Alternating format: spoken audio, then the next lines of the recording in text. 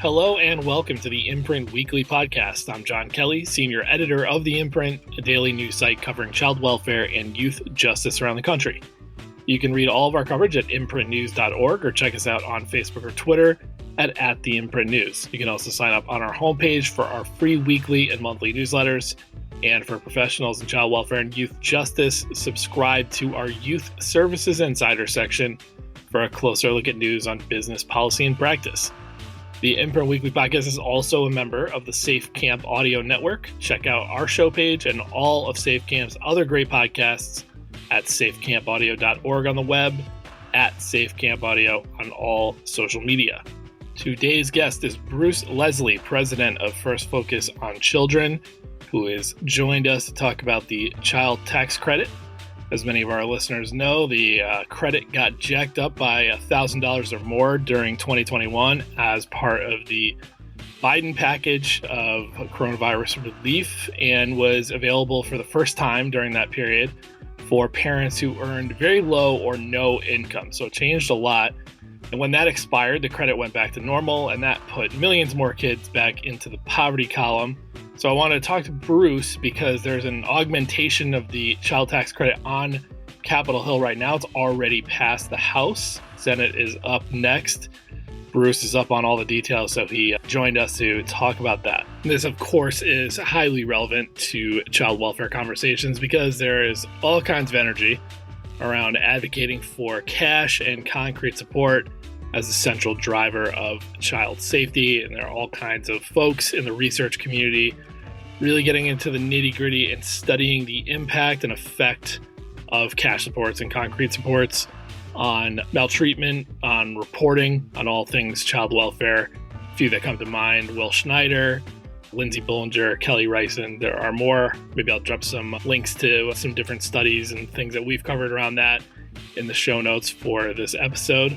So, whether you're of the view that a lot of child welfare involvement is just poverty being confused for neglect, or you see it more as a bank shot, like poverty can prompt or exacerbate substance abuse or mental health issues, for example, or you accept that both are happening, because that's possible.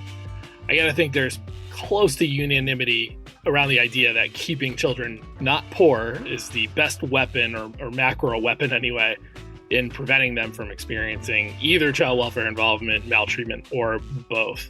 And, that's because the numbers really show that the greatest predictor of child welfare involvement really is the presence of poverty in a kid's life. The National Incidence Study of Child Abuse and Neglect, which is just called like NIS hyphen whatever iteration they're on. The last one was NIS 4, which is a bit dated, 2010. Maybe they're coming out with some soon. I should check on that, actually. I'm just going to read the section from that study, which really it goes back and sort of reports on the experience of harm to children. And this is what they have to say about socioeconomic status. Children in low socioeconomic status households had significantly higher rates of maltreatment in all categories. They experienced some type of maltreatment at more than 5 times the rate of other children. They were more than 3 times as likely to be abused and about 7 times as likely to be neglected. And the only, circumstance for kids that had higher risk profiles than just low socioeconomic status was a household with a single parent who was living with a full-time partner who was not a parent. I think other than that, poverty or so low socioeconomic status was the thing most associated with higher risk of maltreatment, abuse, neglect, all that. So we will get to our conversation with Bruce Lesley in a little bit, but first, I mentioned earlier in the month that we would be adding some great new podcasts featuring young people with lived experience in foster care. One of those is Interviews, the new monthly show coming from our own Youth Voices Rising program and its director, Ivory Bennett. The other is Self-Taught, which features former foster youth discussing sex, health, and life. It's produced by the Reproductive Health Equity Project at the National Center for Youth Law, and Kat McCloud from that program is nice enough to come in here and quickly tell our listeners a little bit about the podcast. So, Kat, thanks for jumping on with us on the Imprint Weekly Podcast. Thanks so much for having me. I'm just finding out about your station and all the things that you offer, and it's really exciting. It really Well, is. we're honored that you guys would be a member. So before we get into the podcast, standard rules on ours is all our guests have to tell the folks a little bit of something about themselves. So I'm going to give you the categories. You give me a favorite and at least one of them. You can give me more than one if you want. TV show or movie, book, musical group, or sports team. Kat McCloud, what do you got? Musical group, like genre or like, Could be a genre, could be an artist, could be a group, whatever you want. okay, well, it's a little bit embarrassing, but probably my favorite go-to genre of music is kind of like a folk punk. That's usually really can change my vibe if I really need to. That is not two genres that I think about being mixed very often. Can you give me an example of what band that you listen to in that? Because I like punk a lot. I like folk a little. I'm willing to try. Yeah, probably some of the classic folk punk bands would be like Days and Days and Okay. like AJJ. It's short for like Andrew Jackson Jihad. AJJ, I'll check it out. Okay, so let's just start with this. Tell everybody a little bit about what the goal is of self-taught as a podcast. Just big picture. Then we'll get into the two different seasons. Well, I guess we're trying to accomplish a lot of things, but the short answer is to support former foster youth in all the things that they're struggling with and try to create some community for them. And I would imagine you guys wouldn't mind terribly if other people heard this podcast. I have listened to many of your episodes of season one, but it really is, and it comes through in the way that you guys do it. It is your aim is very much just on reaching other young people who have experienced the system or are still experiencing the system. Yeah, Yeah, definitely. yeah. It's a very cool show. I really hope everybody checks it out. And shameless plug, we talked about this a little bit just now, but we are featuring Self Taught as one of the shows on our podcast network, which is called SafeCamp Audio. I will drop a link to their show page in the show notes for this podcast, but you can just go to safecampaudio.org. I think we got them right at the top, so you could see them nice and shiny in there. So you've gotten one season down. Tell folks, and we're going to have that season. It's already up, actually, if you want to go check that out. What did you guys cover in that first season? What are some of the big topics that you hit on? Oh gosh, it was so long ago. Let's see. We started off talking about, we thought the most obvious place to start is the talk. A lot of people don't get the talk, or so we started with that and just talking about real awkward puberty moments. And we really just want the listener to feel a sense of connection and community. And like, you're not the only person that's gone through this, you're not alone in that. We covered like parenting and reparenting. We have an episode on intersections of identity. We talked to Emilio, who is a trans person and also talks about their experience with being Hispanic. Yeah, we covered a lot of good stuff. Yeah, you sure did. I thought that reparenting episode and that concept was kind of like a new framing for me as I was listening to it. And I was like, man, this makes a lot of sense, obviously, for young people who've experienced foster care, really for probably anybody about to become a parent. I may be a little biased, though, because one of the guests was Tamar Sebesta, who used to work for us. We all know Yeah. at Fostering Media Connections that she's a rising star. And I've heard that she's joining the team right now as like a kind of co host for this season. Yes, for season two. She is incredible. She's so great. I started doing this and it was like a dream come true. So amazing for me to get this opportunity. But for her, it was like in the stars. It was always supposed to be for her. You know what I mean? Yeah. She's cut out for it for sure. Totally. So tell me quickly just about season two. I mean, this is dropping also. You can get that also on Safe Camp Audio. What are some of the issues that you guys tackle in this season? Some of the episodes are led by Tamar, and I still got the opportunity to do a couple of them. One that I'm looking forward to checking out is about foster youth rights, especially working in the STRTP. My girls are always talking about it and always trying to understand it, and it's a complicated issue. So I'm looking forward to learning some stuff from there. I think we talk some more about birth control and STIs. We talk about prenatal care and abortion and mental health. Very cool. And for our listeners who are not California based, cat reference STRTP. That's correct me if I'm wrong, Cat, but that's like a therapeutic oriented group setting, like a residential care facility for youth. Is that about right? Yes. Okay, Yeah. cool. Yeah, It's like a treatment program, right, I guess, for, right, yeah. right. One thing I wanted to ask you about, and again, we'll link folks to this stuff so that they can get all these great episodes. But it's a really amazing program driven by the fact that you guys are having very honest conversations about some really difficult things as young people who experience the system. How do you personally, think through deciding what to share in this kind of public way about yourself? Like, what are those conversations like for you and everybody else that appears? That's a tough thing, I gotta think. Yes, I am a very anxious person, so I try not to think about it too hard because otherwise I'll kind of trip myself up. And the core of it is just to be really authentic and use that as kind of a life raft for anybody else that's out there that's struggling. So I do a lot of personal reflection before starting and trying to think about like what were some of the takeaways of my experience. That's usually my go-to, is Mhm. try to find the lessons learned. The show is self-taught. You can find it on SafeCamp Audio. We'll drop a link to that. Of course, you can find it also directly yourself on Apple, Spotify, or all these places where you can get podcasts.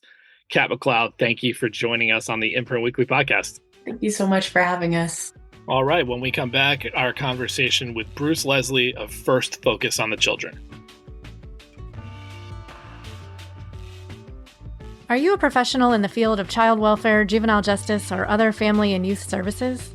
Subscribe today to Youth Services Insider, the Imprint's exclusive section on all the insider news you need to stay in the know. Funding opportunities, major federal and state policy shifts, interviews with key leaders in the field. It's all available only for our Youth Services Insider subscribers.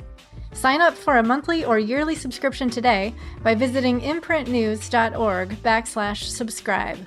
Our podcast listeners get 10% off their subscription by entering the promo code PODCAST10. That's imprintnews.org/subscribe and get 10% off your subscription by entering the promo code PODCAST10 today.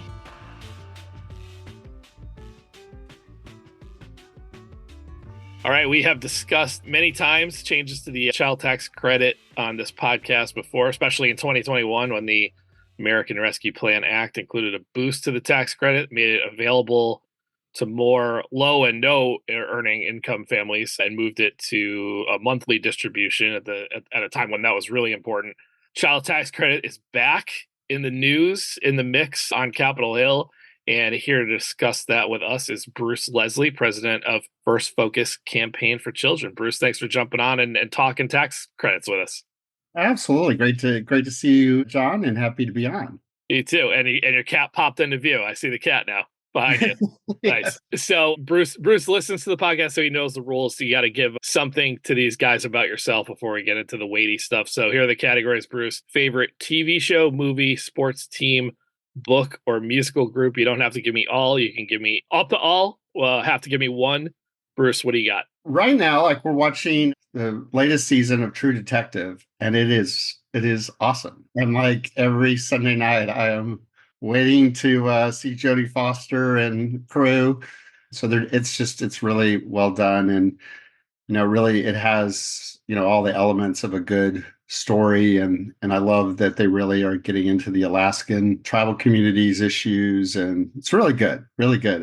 I've been not all of them are seasons have been great, but this one's particularly really good. I really liked seasons 1 and 3. I thought 2 was like niche and kind of weird, yeah. But it was enjoyable, but it wasn't as good as the other two. I haven't started this one. I just keep seeing all the memes online of like how hard it is to follow. So I like a challenge. I'm looking forward to that. Yeah, no, it's good. The sports side, I basically just follow all my college team and all my kids' college teams. So my kids went to Boston College, Maryland, and Wisconsin, and I went to University of Texas and University of Texas, El Paso. So those are my teams. UTEP. Wow, that's a good little spread, though. You got to think on any given year, one of those teams is going to be good at something. So yeah, at least some will make the NCAA tournament and stuff like that. So it's good. Nice, nice.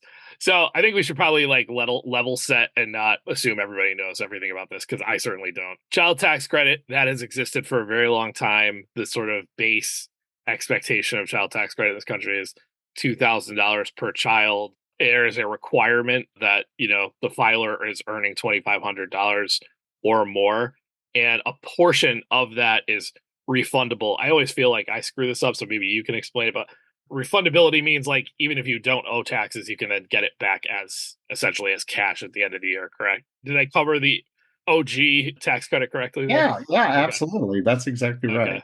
Okay. So now I don't even want to attempt this because you're going to have it better in your mind. What did that change to as part of the American Rescue Plan? Like, what were the, significant changes that sort of beefed up the tax credit at that point?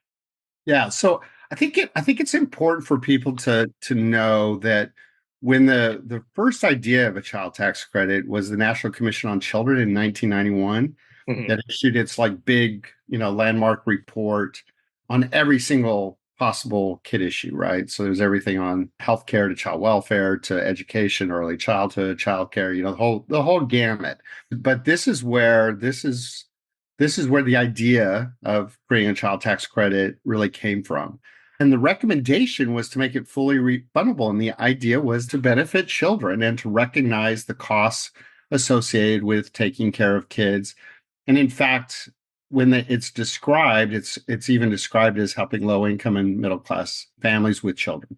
So what has been unfortunate, I guess, is that the credit is not fully refundable. So everyone doesn't get the same amount. And so actually, there's 18 to 19 million kids in this country who do not qualify for the full credit. They're the people who are in families with lower incomes. And I think that's the thing that is probably hardest to get your head around, right? Is that the children and the parents of those children who are least likely to avail themselves of the tax credit, other than like the very, very, very rich, are the very poor. Yes, that's exactly right. And so there's 18 to 19 million kids on the low end who don't qualify for the full credit because their parents make too little. So the kids most in need. And how many kids is that? I know you said it is that. How many? It's 18 to 19 million. So about almost a quarter. That's a lot. More than a quarter. More than a quarter. Yeah. So it's crazy. And so the American Rescue Plan did make that fully refundable for and so made every child eligible for the child tax credit up to $400,000 of income for a family, and then it phases out. So poor kids, middle class kids, rich kids. And it was great. It cut child poverty dramatically. The estimates are that, due to all the different provisions in ARPA, child poverty was cut more than in half. But the child tax credit alone was responsible for an estimated 46% of the cut. So, as an organization that aspires to, eliminate child poverty, no child should live in poverty, and it affects every aspect of the lives of kids. All the research shows that literally every aspect of the lives of kids is affected by poverty. And so it's important. It's just critically important. And so when it expired, unfortunately, it was only for 1 year. For the listeners who don't know this story, it passed in the House to extend it. And then it went to the Senate, and a combination of Senate Republicans and Senator Joe Manchin, instead of thinking about the kids. So this is the problem: is the focus changed from being this is a program for children. The focus was on the deservedness of adults. And so Senator Manchin said, well, I'm not sure if people will work as much, and they may spend the money on some nefarious things, so I'm not going to support its extension. So it expired, and the consequence was that child poverty went from 5.2% in this country to 12.4%. It more than doubled because of the expiration of the child tax credit. And, that's 4 million more children in this country who now live in poverty because, of the Senate vote. Well, actually, they didn't have a vote. He just killed it from even coming up. No. Yeah.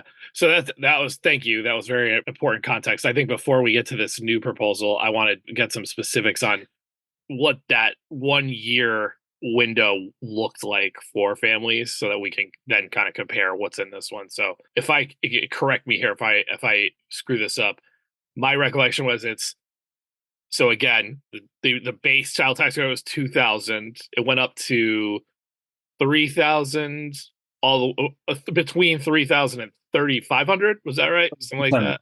Yeah, so it was $3,600 for Yeah.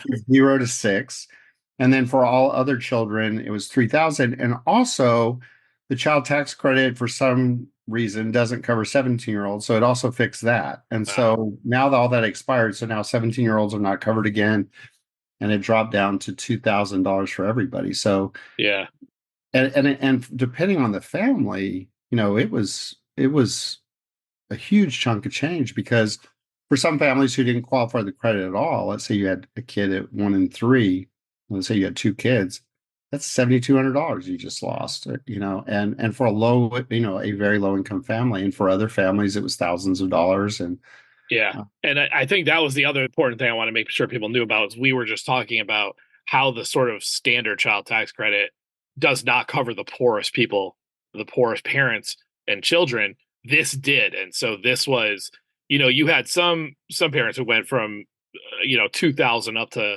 getting 3,000 or 3,600 per child. There were some that went from 0 to getting a tax credit. And then I think the other thing that was kind of important, right, was that they did it in this advanced way, so it paid out monthly instead of at tax time. Can you speak to why is that important? The importance of the monthly credit to families is that they incur costs on a monthly basis. It's not like, your housing costs, your food costs, and things like that are all, people live month to month. They don't live like, oh, I'm incurring these costs and I'll collect money for next year.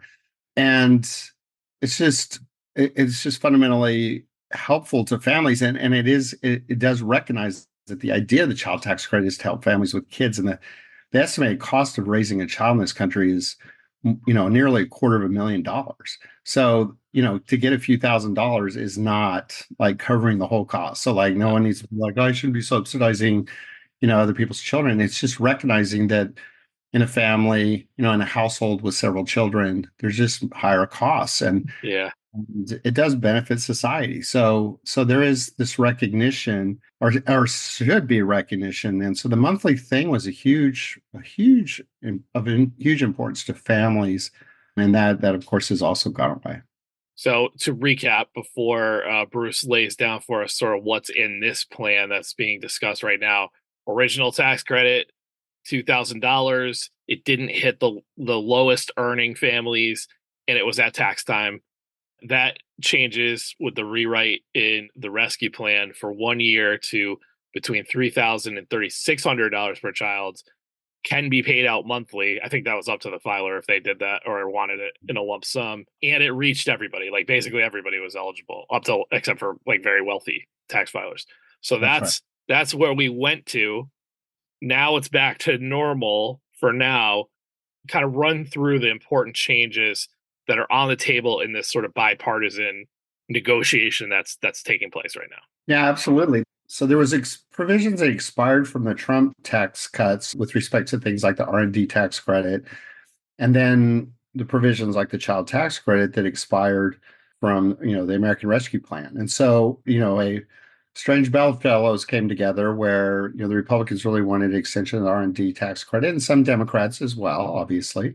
And then vice versa, the provisions for the child tax credit, mostly championed by Democrats, but also many Republicans support the child tax credit. So it really came together in a bipartisan way. So Senator Ron Wyden, who's the chairman of the Senate Finance Committee, Democrat from Oregon, and Jason Smith, who's the chairman of the House Ways and Means Committee, Republican from Missouri, got together and sort of crafted this combination of things.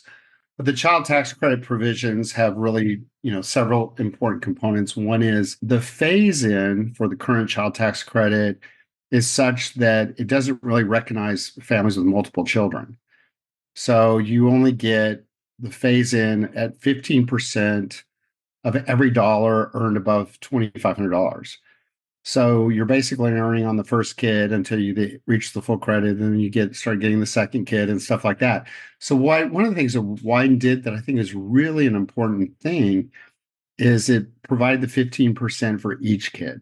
So effectively the phase in, let's say then for a family of 3 is really 45%. So really does have an enormous impact on families with multiple children. It also gets rid of, there was a cap on the amount of the full tax credit that poor families could get. I mean, it's unbelievable, some of the provisions that, really preclude poor families from qualifying for the full credit. And so it phases that out so that once you get to the full credit, you actually qualify for the full credit. There's not some arbitrary cap. And it also causes the child tax credit to be inflation adjusted.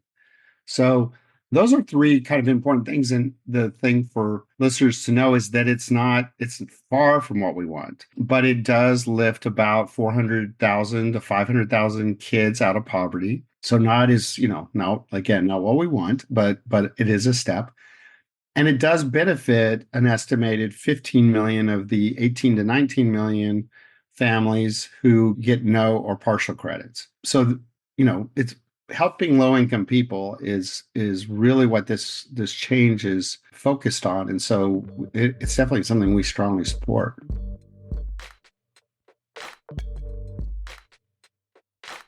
Hey there, lovely listeners. Ivory Bennett here, and I am beyond thrilled to welcome you to Interviews, my podcast where I spill the tea on healing, holistic health, and all things tantalizing.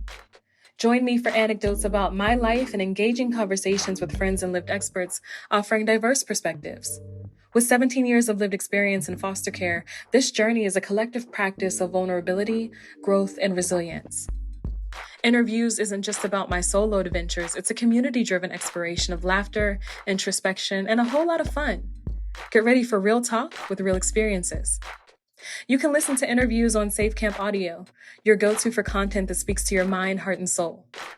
If you're ready for a podcast that's entertaining, insightful, and all about self-discovery, hit that subscribe button now. Interviews, where every episode is a celebration of growth and resilience. Subscribe and join the conversation. I can't wait to see you there.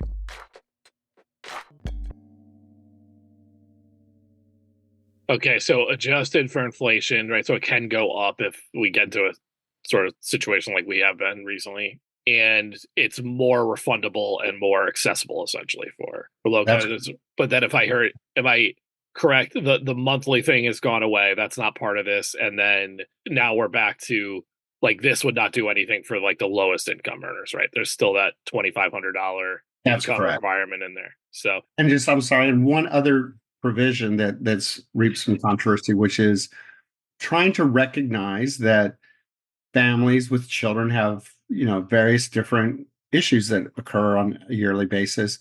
So what you don't want to do is penalize a family because their income went down.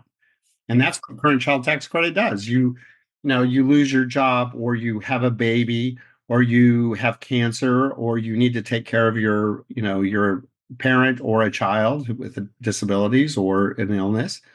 Your income goes down, and thus your child tax credit goes down in lots of cases. So what Senator Wyden really pushed for was a look-back period that if your income dropped in the previous year, you could go back to the prior year and use that income. And again, it's kind of this nefarious thing, whereas if it's higher, well, not nefarious, but it's ironic, it's higher, then you get a larger tax credit. So for families, that are having a baby, for example, we know that income drops dramatically on average. For a single mom, I think the estimates are that it drops like more than 40% on average. So a woman having a baby loses income and loses some share of the child tax credit. So this loop back was really important. But one of the things that people are talking about in the Senate there's some push to now get rid of it, which is ironic. All right, we'll talk about the Senate in a minute. I think the other thing that was not clear to me, just kind of reviewing this, was how permanent is this? So obviously one of the things that was bittersweet about the rescue plan was that was a one-off thing. So it was like it created this 1 year, obviously a very important year, right? A lot of instability in the world. So good that it happened on that year. And it sure seems to have prompted a lot of research and analysis of what cash can do to lift people out of poverty, which is not rocket science. But so what is the permanent aspect of this, or is there any? It's for 3 years. So it would apply. It would apply to the 2023 your tax returns you're filing now. So it applied to 2023, this current year, 2024, and 2025, and then it it would expire with the other tax provisions in this package.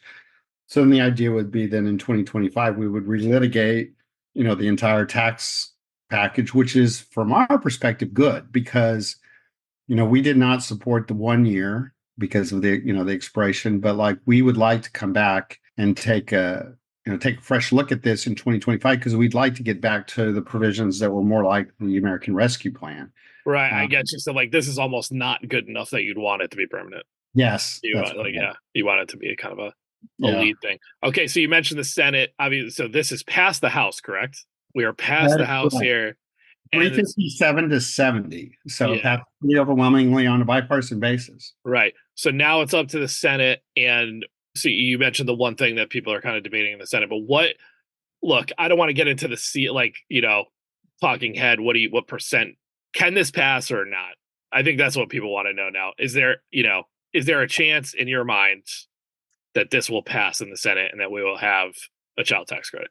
Yeah, absolutely. Well, I think that people who know me well know that I'm a very glass half empty person. So I definitely see all the scary pitfalls and potholes in it.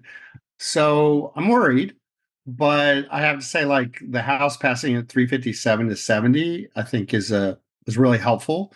And I do believe that there should be 60 votes in the Senate. Now I do know some of the amendments really are concerning to me and actually very frustrating and somewhat even infuriating to us in some respects because some of the corporate tax cuts that were in this package, are not, I don't know, like there's some problems with those. Mm-hmm. But instead, what we're going to do is potentially have a bunch of amendments that pick on kids. And it's just a little surprising to me, but I guess it shouldn't be. John, I think both of us lament all the time is kids are so often an afterthought in public policy. And sometimes, picked on. They're the easy people to cut. So I think I worry about that dynamic in the Senate is people who want to scale it back are going to look at aspects. And so, for example, people are attacking the look back provisions. And I would have to say, like, you really think it's good policy to cut people's for a family who's having a baby? You think they lose income, and then also we should cut their child tax credit at a moment when infant and maternal mortality are rising? Like that doesn't seem to make a lot of sense. And also in light of Dobbs and all kinds of things, right? Like it's just bad policy. And there's been this conversations about caregiving in this country, and we're gonna penalize people who have to do that. And so anyway, so there's that amendment. Then there's this other conversation that's really annoying that will come up, which is in the House. There's some conversation about American citizen kids qualify for the credit. So if a kid has a Social Security number, they qualify for the credit. And there's some talk of offering an amendment that says if you have immigrants in your household, then you can't get the credit. So yet again, we're going to focus on the adults and not the kids. And so American citizen children would be harmed by that. Like 1/4 of kids in this country live in a household with immigrants. So I'm not saying that the way the language would work would, cut a quarter of children, but it would cut a lot of them. Yeah. And so, there's that issue that may rise, and who knows, like what's the vote count on that? I'm not sure. And so I'm really worried. And part of the deal is that the children got the same break as businesses in the package. And if now we start scaling back the kid piece, I just don't find that. I find that offensive and acceptable. But what the Senate does. So when during the kind of we're still post-pandemic, I realize, but the time right afterwards, you did see a few conservative legislators come out with support for the idea of a more robust tax credit. Just off the top, I remember, obviously Senator Mitt Romney put out a pretty specific and well thought out plan. I think Josh Hawley, the senator from Missouri, had a more kind of just basic concept for this. That seems like very fundamentally different to me than a pretty overwhelming vote in the House. That includes a lot of Republicans. So do you feel like things have kind of fundamentally changed on this issue? Like there's pretty locked in, real bipartisan consensus that a child tax credit improvement is necessary or a good thing in this country, and we're just in a different place with that, or no? Not quite. And the problem is that people have the unfortunate ability to, even on a program that's called the Child Tax Credit, and that was purposeful to help all families with kids, and yet there's still this, the adults become the focus. And so there was a paper put out by Heritage Action and some other groups saying that, for example, if you get rid of the look back, some people might decide they don't need to work because they can qualify for the full credit even if in the past year they work less. And so there just becomes then this focus on adults, and also kind of a silly, you're going to punish all families because you're concerned that a few people. And there's all kinds of reasons why, like if people got a few extra dollars, they might actually reduce the amount of work they do because they can now pay for childcare and stuff. And they can, or they can do more caregiving or whatever. So there's not nefarious reasons for people wanting to cut back on work a little bit. I'm glad you said that, because I do think that's, you hear that and it's almost like this leap to somebody just cackling in the corner of their house, I got the government. But there's, when you have two earning parents, whether they live together or not, there's plenty of situations where probably the fiscally best thing for them, the kid, and society writ large is one stays home and cares for children. That's not the worst thing in the world. Yeah. And so it's that kind of stuff. And so, I think that it's really interesting. If you look at the polling on the child tax credit, for example, if you ask the question and you focus on things like, should we have a fully refundable child tax credit that lifts, nearly half of children out of poverty, three quarters of Americans say yes, absolutely. And only 20% of people say no. So it's 75-20, it's a really strong. But then if you say, should we have a child tax credit, but then get into all the adult issues, but then maybe have a work requirement and then support drop, the majority of people still support it, but the support drops into 60%. It's more like 60-40. And so it really, the framing, and this better than most people, is the communications and the framing just so matters. And so if we can keep the focus on children as opposed to the deservedness and individualism and all that kind of stuff about, adults, support actually rises. And it's hard not to also the conversation. So the Heritage Action thing says, well, people might stop working, few people might stop working.